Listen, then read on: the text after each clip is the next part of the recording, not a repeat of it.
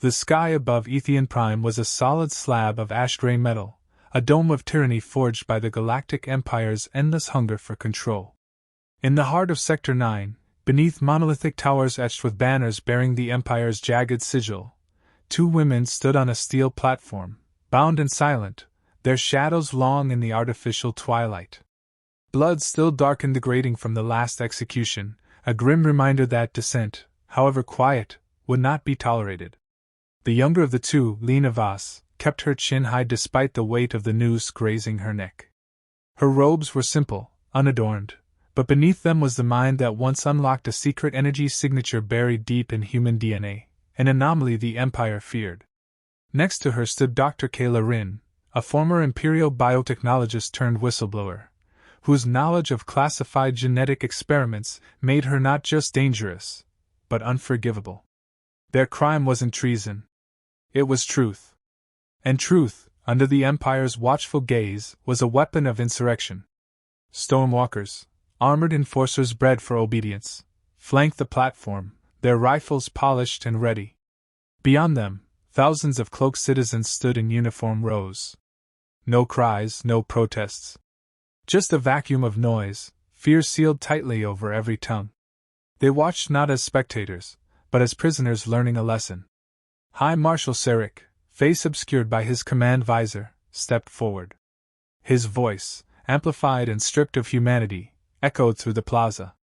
These women have violated the unity doctrine. They have spoken against order. They have corrupted minds with myth. Their deaths are the cure to such infection. Lena's fingers curled tightly into her palms. She wasn't afraid of death. She was afraid of silence. She opened her mouth to speak, but Kayla gently squeezed her wrist, a final reminder: some messages live longer when spoken after death. The lever was pulled. 2 bodies fell. 2 souls lifted. And something beneath the skin of humanity tore irreparably open. Later, recordings of the execution would flood every black market channel, every encrypted frequency from Mercury's ice-crusted domes to the fungal mines on Helion 4. But it was a 6-second clip, Lena's final look into the crowd, defiant and raw, that ignited the first spark. Within hours, it was replicated across the net in 1,000 different ways. Graffiti etched her eyes onto city walls. Hacktivists looped her image onto Imperial billboards.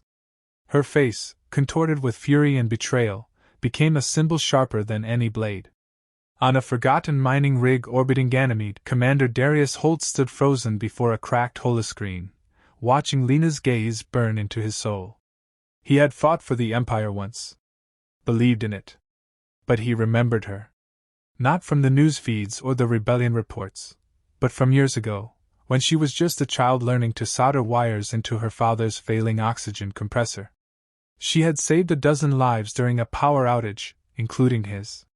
Now, the girl who once repaired broken things had been destroyed for trying to fix too much. She died for us, whispered a young technician beside him. Her name was Sarah, no older than 20, but her fists were clenched like iron. And we're still hiding. Darius didn't reply. He turned away, but he didn't walk far. That night, he activated a channel he swore he'd buried. A frequency reserved for ghosts. In the biodome forests of Terrain, where flora glowed with engineered phosphorescence, Dr. Corvan, Kayla's brother, received the signal. He hadn't spoken her name in 5 years, not since she defected. Not since the Empire labeled her a traitor. But now, his lab grew silent as the broadcast reached its end. His sister, whom he had once thought naive, had stood taller in her last breath than he ever had in life. Others felt the tremor. On the drowned city ship of Aeon's wake, revolutionaries began assembling blueprints for warships carved from decommissioned Imperial hulks. On the freezing moons of Antares, cloaked nomads offered sanctuary to defectors. Whispers became oaths. Fear transmuted into fury. The Empire underestimated how deeply humans remember pain. In a rusted apartment on the edge of Novice Block, a boy who had never known freedom drew the symbol of the hanging noose beside a burning star. He didn't know the women's names. He didn't need to. All he knew was that something monstrous had been done, and something monstrous would be returned. Weeks later, in the belly of an old transport vessel rechristened Ashlight, Darius met with others like him, former officers, rogue engineers, signal jammers, dreamers turned soldiers. Their eyes carried the same storm, the same silence. They spoke of justice, but there was no illusion left. This was war. "We strike their signal beacons first," Sarah proposed, tapping into a projected map. "Blind the hounds before we cut their throat." "Too surgical," Darius replied. "We hit where it hurts. We take back Europa's cryospire. Make it ours. They used that tower to kill her. We use it to make them listen." The group nodded. Not one vote of dissent. Not anymore. No one declared war that day. There was no anthem, no treaty shattered, no broadcasted ultimatum. Just the quiet, shared agreement that the time for survival had ended. Now, it was time to answer. And somewhere, far beyond the stars, in the Empire's citadel of glass and fire, High Marshal Sarek watched it all unfold. He didn't blink.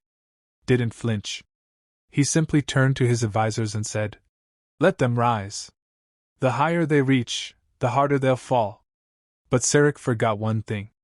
Even empires bleed when the people stop fearing death.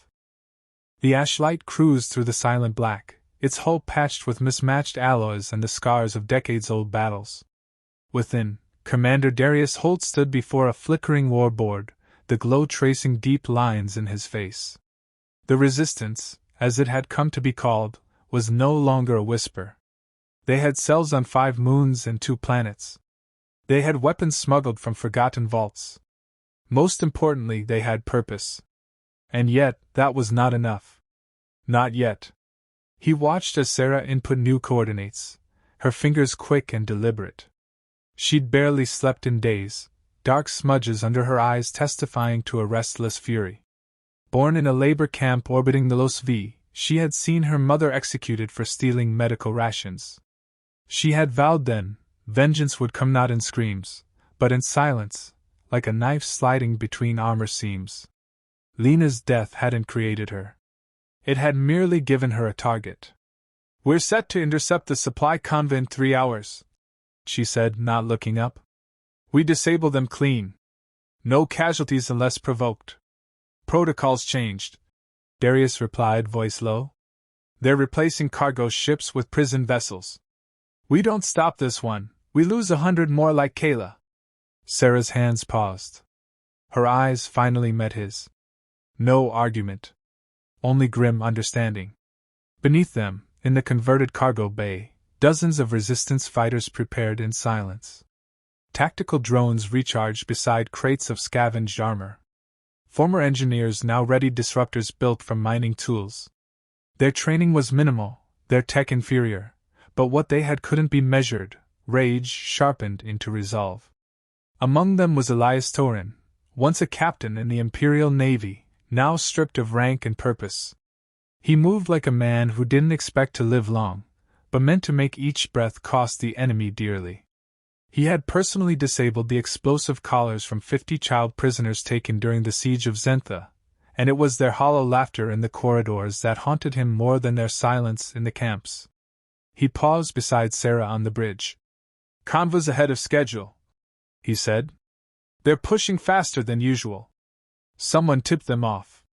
Darius's jaw tightened. "Then we strike harder." As Ashlight neared the Imperial vessels, cloaked by debris fields and digital fog, the Resistance initiated their ambush. Ion bursts crackled across the void, knocking propulsion offline. Grapplers launched, digging into the convoy's hulls. The Resistance fighters surged aboard like a swarm, weapons blazing, voices low. But this time, the Empire had prepared. The lead prison ship deployed sentry units, quadrupedal machines with plasma cannons and facial recognition arrays. They tore through the first wave. Elias was hit in the shoulder, spun sideways into cover. Sarah tossed him a flash cell grenade, and with a growl, he vaulted up again, charging forward. Within minutes, the once covert operation devolved into brutal close-quarters combat. Darius entered the central deck where prisoners, dozens of them, huddled behind containment fields. An officer reached for the override panel, but Darius fired first, his shot splitting the man's visor open. He reached the console, deactivated the fields, and raised his voice. "You're free. If you can walk, help the others. If you can fight, follow me." Among the prisoners was a woman with cybernetic implants running down her spine, military-grade enhancements. Her name, she said, was Juno Ray, a pilot from Earth's Lost Titan expedition. No record of her had ever reached the Resistance. Yet she moved with deadly clarity, scooping up a fallen rifle, eyes already scanning exits. Back on Ashlight, Sarah monitored the skirmish feed, one hand trembling as the casualty count climbed. The war wasn't theoretical anymore. It was bloody. It was real. She cut into the comm channel. "Commander, extraction window closing. You've got 6 minutes." Darius's voice crackled back. "Understood. We'll burn the NAV logs, strip their databanks. We're not just rescuing them, we're learning how deep this goes." They made it out with 53 new allies, 17 dead, and stolen intel that would change the shape of the war. Juno Ray stayed behind after the debrief, hands still streaked with blood. "You don't know what they're building," she told Darius. "I've seen it. It's not just ships. They're changing people. From the inside." Her voice didn't waver, but her eyes gave her away. "We can't win this in skirmishes," she continued. "You want a future? We take their central relay. Cut their voice. Blind them." It was suicide. It was also the most logical next step. 3 days later, Resistance Command gathered in a low-orbit station around the shattered remains of Deadless 9. Sarah, Elias, Darius, and now Juno.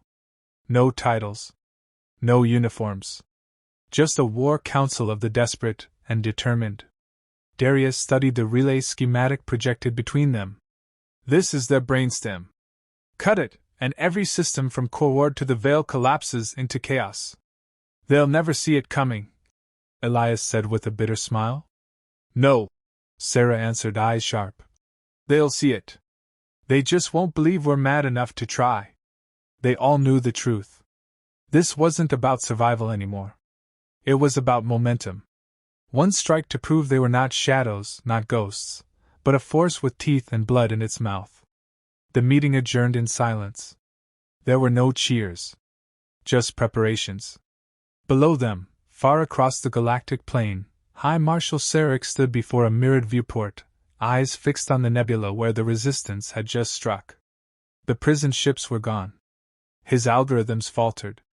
He turned slowly, speaking not to his aides but to the room itself. "They want war. Let's remind them who taught the stars to burn." But in the void, fear had already begun to change sides. The stars over Arcadium Prime pulsed an anxious rhythm, as if the galaxy itself held its breath. Suspended in high orbit, the Empire's central relay station, a massive spindle of chrome and light, stood like a spine piercing the heavens. It transmitted the Empire's will to the farthest colonies, a digital nervous system that powered surveillance, navigation, and fear. To cripple it was unthinkable. To seize it was heresy. Inside the ash light, silence reigned. Darius Holt paced the narrow corridor outside the bridge, listening to the low thrum of engines. Each step felt heavier than the last. This was not another raid. This was the moment the Resistance stopped running. He had approved the plan, drawn the approach vectors himself. But as he glanced through the viewport at the looming relay, its surface crawling with signal drones and defense satellites, doubt gnawed at him. Juno Ray was already in her flight suit, sitting in the drop pod and securing her helmet. She had barely spoken since the debrief. Whatever she had witnessed in the Titan labs had stripped her of anything resembling ease. She lived now like a weapon, kept cold, sharp, and ready. "You'll be alone up there," Darius told her. She didn't look up. "I've been alone since Titan." He didn't press. They both knew she was the only one capable of navigating the relay's AI interface.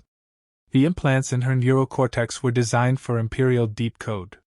That made her the spearpint, and the bait. Elsewhere, Sarah coordinated the ground assault. Her face was expressionless, But her voice cut clean through the comms, giving precise commands to dozens of fireteams preparing to launch. The plan was simple in concept, impossible in practice. Disable external defenses, breach the relay's core, and upload a worm that would fragment the Empire's interstellar control grid. The first move came in fire. The Resistance fleet, cobbled together from repurposed mining rigs and derelict freighters, launched a full-scale bombardment.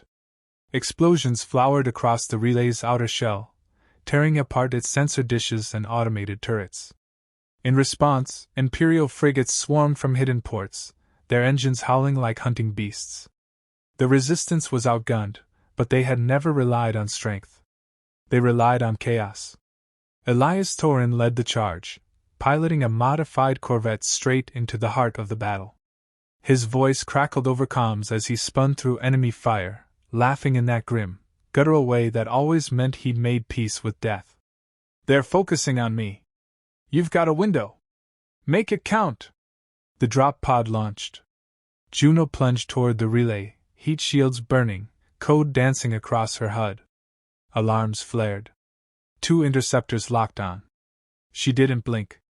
At the last second, the pod split into decoy shards, scattering her signature. She emerged inside the relay's maintenance ring, breath ragged but alive. She had 30 minutes to kill the galaxy's spine. Inside the relay, corridors gleamed with white light and whispering vents. Juno moved quickly, bypassing drones with cloaking fields, her steps guided by a 3D schematic implanted in her mind. Every corner she turned was a countdown. Back aboard Ashlight, Darius coordinated the second wave, eyes flickering between real-time data streams and casualty reports.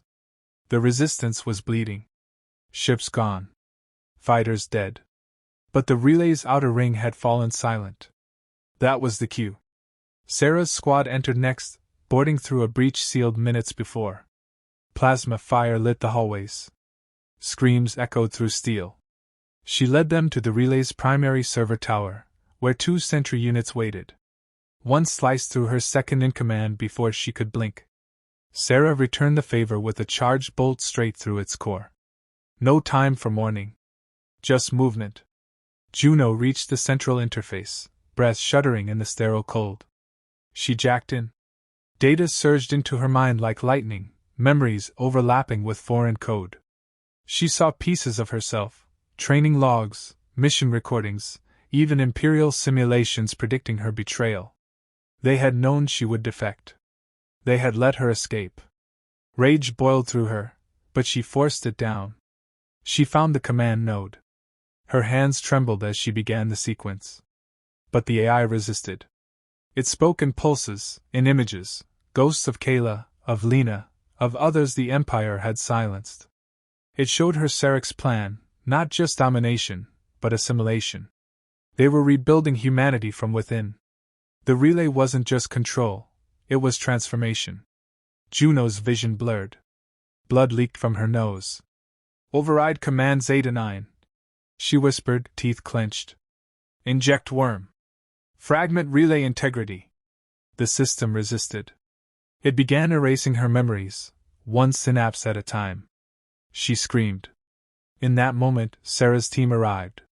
She saw Juno convulsing, hardwired into the core. She didn't hesitate. She drew her blade and cut the primary coolant line.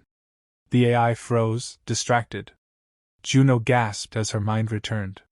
She slammed the final command home. Across the Empire's network, the signal died. Warships faltered. Surveillance feeds went dark. Communications turned to static. For the first time in a generation, the Empire was blind. The relay began to detonate from within. Darius gave the order. "All units retreat. Now." Explosions chased them into space, fragments of the once mighty relay tumbling into planetary gravity. Elias's corvette limped away, venting plasma, half its hull gone. Juno was carried unconscious to the medbay. She had survived, barely. In the aftermath, resistance channels were flooded with disbelief. The Empire had bled. The impossible had been done. Entire sectors, once ruled by fear, erupted in rebellion. On Arcadium Prime, High Marshal Sarek watched the empty void where his relay once glowed. He stood without expression as advisors screamed about protocol failures and intelligence gaps. Finally, he raised a hand. "Let them celebrate," he said coldly. "Let them believe they've won." His voice was a whisper now, but it rang like steel. "We built this empire from blood. If they want to drown in it, so be it." Far from his chambers, on a hidden moon, a child painted Lena's face on a broken wall, beneath it a single word, hope.